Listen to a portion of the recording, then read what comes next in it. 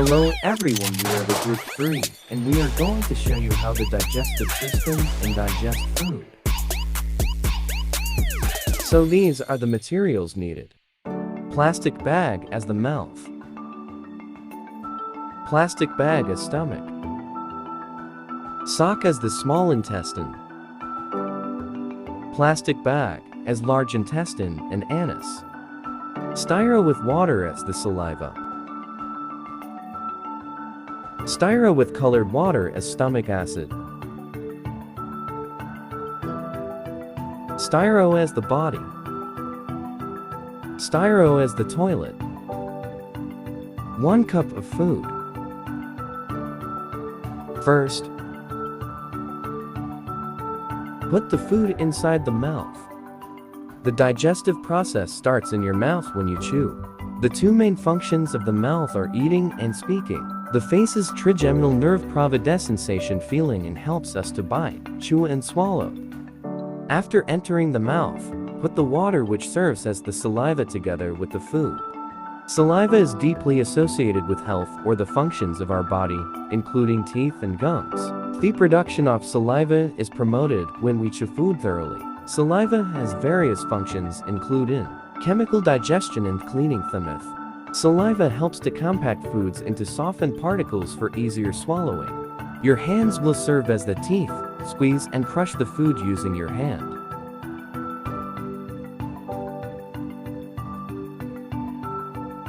After chewing and swallowing the food, it will go to your stomach. The function of stomach is it serves as the temporary storage of food.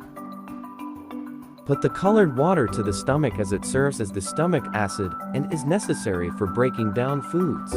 Stomach prepares the food for digestion and absorption by the intestine. Acid production is the unique and central component of the stomach's contribution to the digestive process.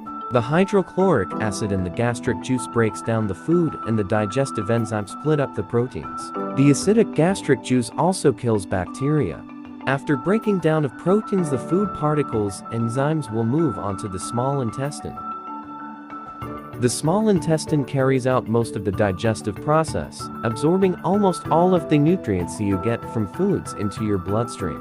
The blood delivers the nutrients to the rest of the body. Once the nutrients are absorbed by the intestine, they pass into the bloodstream and are carried to the liver. The liver has the job of processing all the nutrients, vitamins, drugs, and other things we ingest and absorb each day.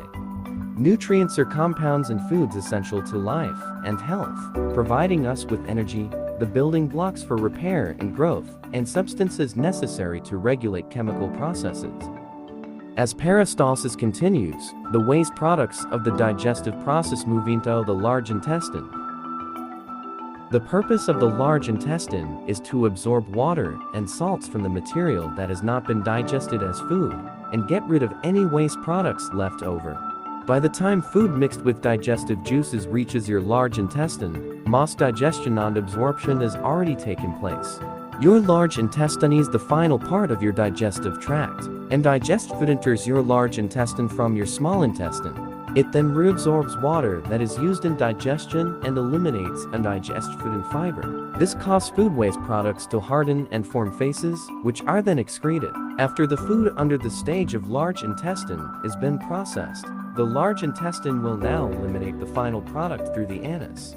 The anus is the end of the gastrointestinal tract. When the rectum is full, your body feels the urge to have a bowel movement. The internal anal sphincter relaxes and pushes the stool from the rectum into the anal canal. The anus is the opening at the lower end of the intestines. It's where the end of the intestines connect to the outside of the body. As food is digested, it passes from the stomach to the small intestine. It then moves from the small intestine into the main part of the large intestine called the colon. The poop will be eliminated out of the body through anus, which will then be flashed to the toilet. So that ends our demonstration and tutorial. Hope you gained knowledge. Thank you.